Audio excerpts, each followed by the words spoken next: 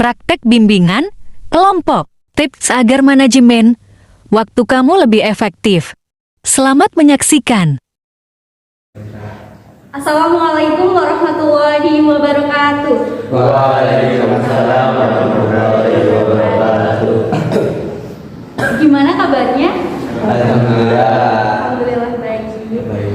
Di sini udah pada saling kenal? Oh sudah Mbak. Sudah. Tapi kan di sini Mbak belum kenal ya sama kalian semua, jadi masih diperlukan sesi perkenalan ya. Terus untuk sesi perkenalan ini nanti kita menggunakan suatu game. Gimana, bersedia? Bersedia. Ya sebelumnya perkenalkan dulu, kami dari mahasiswa Unseju. Mbak saya, kalian bisa panggil saya Kak Azizah ya. Dan saya Ica. Ica. Iya. Boleh berdiri nggak? Boleh. Boleh. Alhamdulillah. Nah, jadi nanti tuh gamenya itu kalau semisal kakak bilang satu, kalian tangannya kayak gini ya. Tangan tangan kiri ke sini, ke temennya. Ya. Ya. Terus nanti semisal bilang dua, kalian tangannya kayak gini, ke arah satunya ke. Nah, ya. Ini bukan jadi tangannya ya. Nah, kamu ya. Nah, kayak gitu ya. Yang itu juga sama. Terus, semisal nanti kakak bilang tiga, kalian harus nangkep, nanti yang ketangkep harus perkenalan duluan. Oke. Oke, nanti langsung dicoba ya. Satu. Satu, dua, tiga. Oke, ulang dari awal tangannya. Yo.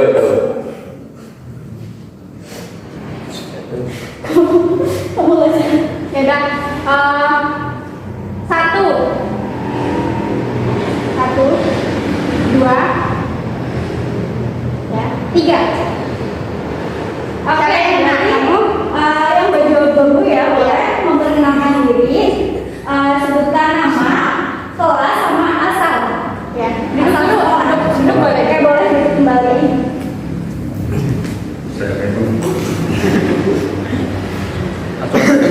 Iya, langsung aja ya. Langsung aja. Perkenalkan nama saya Johan Maulana. Kelas Johan Maulana. Johan Maulana. Panggil sama nama panggil. Biasa dipanggil Johan. Ya. Kelas 12. Terus asal sekolah SMA Muhammadiyah 1. Terus mau nunjuk temennya siapa? Hobinya apa Johan? Banyak mancing. Mancing. Oke, Johan boleh menunjuk temannya.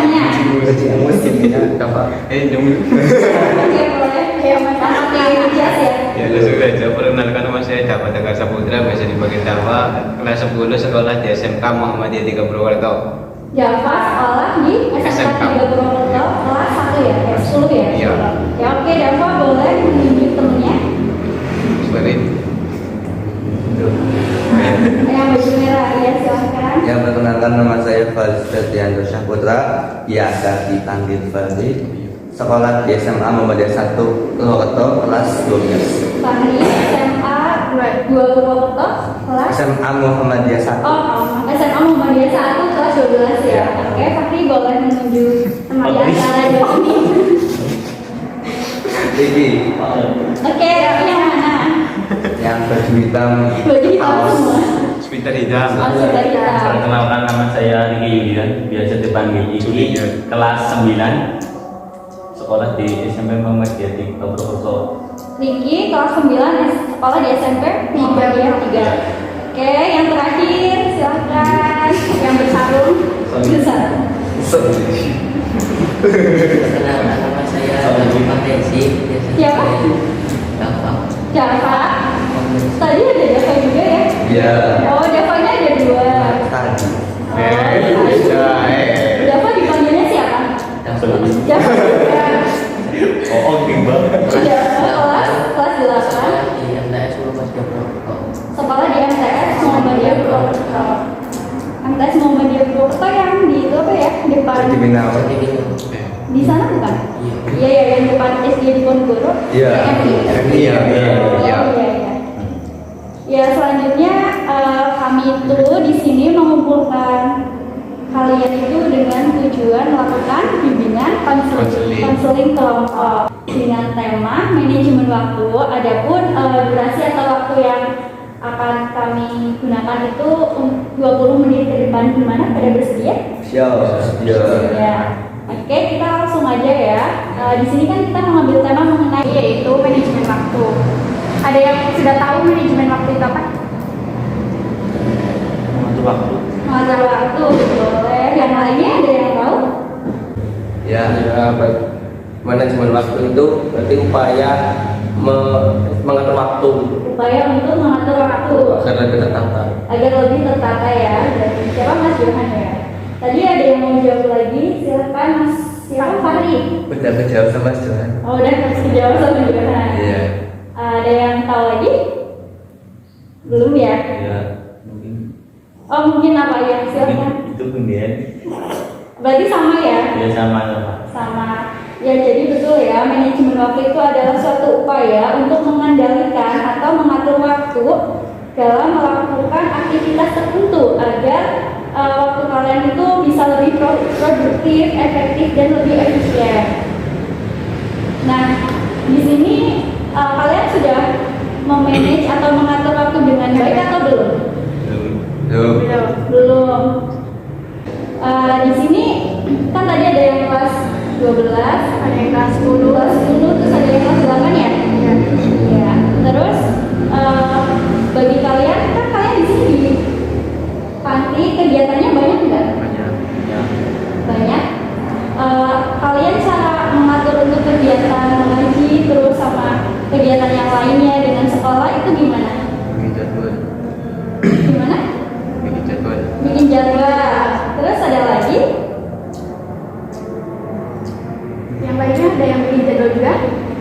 Ya rata-rata anak panti di sini udah dibikin jadwalnya sih sama kampus sini. Oh, udah dibikin jadwal Iya. sama pengasuhnya ya. Jadi anak tinggal melakukan hasil yang diperintahkan. Tapi kalian berarti nurut. Nurut. Terus yang kalian rasakan dengan manajemen waktu yang baik itu gimana? Di sini di sekolah ada yang ikut organisasi nggak? Ya, ada. Ada Ada. Siapa? ini ya. Ikut apa aja? IPM, IPM. TS. Kan biasanya kan organisasi itu ada prokernya sendiri. Nah, bagaimana sih Mas Dava sama Mas apa? Kristi ya?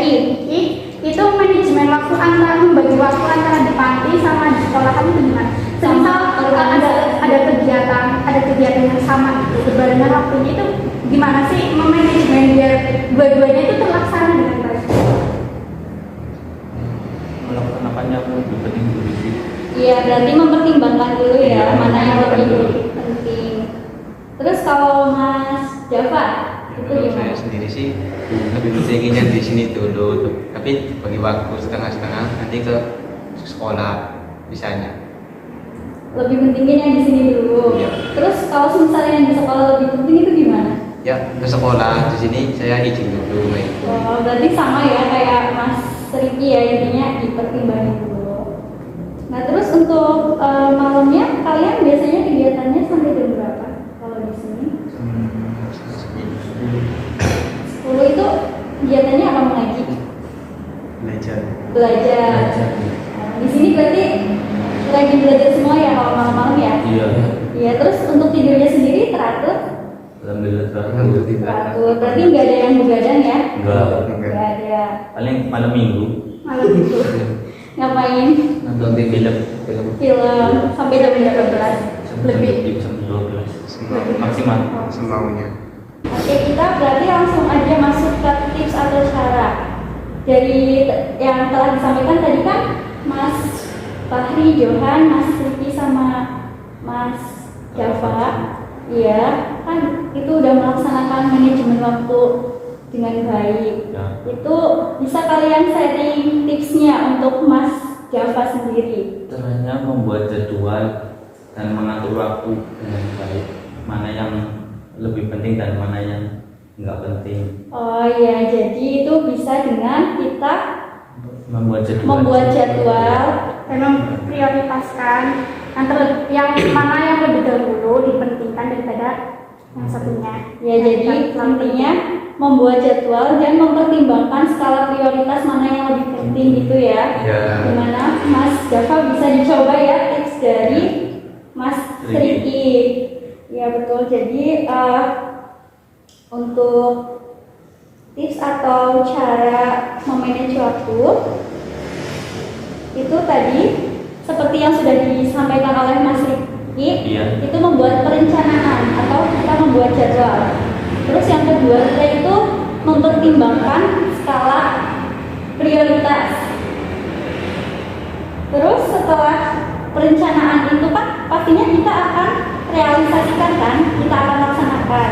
Nah kalau kita realisasikan dan fokus pada tujuan kita, pasti hasilnya akan lebih maksimal. Jadi organisasi bisa jalan, terus kegiatan di sini juga bisa jalan, terus untuk sekolahnya juga bisa gitu ya Mas Java. Terus yang selanjutnya itu apa sih manfaat dari manajemen waktu yang sudah kalian rasakan? Ya, manajemen waktunya itu manfaatnya waktunya itu lebih terarah. Lebih terarah. Terus ada lagi? Ya, menjadikan diri sendiri itu menjadi disiplin dan juga ya bisa memanfaatkan waktu lah ke kegiatan yang lebih bermanfaat daripada yang lain. Iya, jadi betul ya yang sudah disampaikan oleh Mas Fahri sama Mas Johan ya. Manfaat dari manajemen waktu sendiri itu bisa membuat orang memiliki sikap yang lebih disiplin tadi, terus membuat tujuannya itu lebih terarah dan tertata. Terus kita itu bisa terhindar dari rasa stres dan kegelisahan, kayak misalnya tadi yang Mas Java kan itu bingung ya mau yang organisasi sama yang kegiatan di panti, terus waktu belajarnya itu kan gak teratur, jadi kan merasa gelisah ya, besok ada UTS ini tapi belum belajar gitu ya. Jadi kalau kita sudah memanage waktu dengan baik, pasti kita akan terhindar dari rasa stres dan kegelisahan. Terus kualitas hidup kita juga akan lebih baik. Terus membuat seseorang itu lebih bertanggung jawab dalam melaksanakan tugas, serta bisa mencapai target yang telah ditetapkan. Itu ya. Gimana, sudah paham? Alhamdulillah paham. Ya, kesimpulannya dari bimbingan kelompok ini, dari manajemen waktu itu sendiri mempunyai manfaat, yaitu bisa membuat orang memiliki sikap yang lebih disiplin karena mampu mengerjakan tugas tertentu dengan tepat waktu. Dan yang kedua, membuat seseorang menjadi lebih teratur atau terencana. Dan yang ketiga, manfaat yang ketiga yaitu terhindar dari stres atau kecemasan. Manfaat yang keempat, menghasilkan hasil kerja yang lebih maksimal sehingga memungkinkan mendapatkan prestasi yang lebih baik. Terus kualitas tidur lebih banyak dan membuat seseorang lebih bertanggung jawab dengan tugas atau pekerjaan yang diberikan kepadanya. Yang terakhir, membuat seseorang bisa mencapai target yang ditetapkan. Nah, selanjutnya dari manfaat itu sendiri, cara manajemen waktu itu yaitu bisa membiasakan diri untuk menyiapkan daftar atau jadwal yang tadi kalian sampaikan. Terus bisa merencanakan kegiatan tertentu dilakukan pada waktu yang tertentu juga, atau mempertimbangkan yang tadi sudah Mas Rifki bilang, mempertimbangkan mana yang lebih baik, mana yang lebih dahulu. Dan yang ketiga, menemukan waktu bekerja yang optimal. Keempat, memprioritaskan tugas-tugas berdasarkan tingkat kepentingannya sendiri. Mungkin seperti itu yang bisa saya dan teman saya sampaikan. Ya, jadi karena kita udah selesai, jadi untuk bimbingan kelompok kali ini kita cukupkan ya. Terima kasih untuk adik-adik yang sudah berkenan memberikan waktunya. Sekian dari kami. Kurangnya kami mohon maaf. Wassalamualaikum warahmatullahi wabarakatuh. Waalaikumsalam warahmatullahi wabarakatuh. Thanks for watching.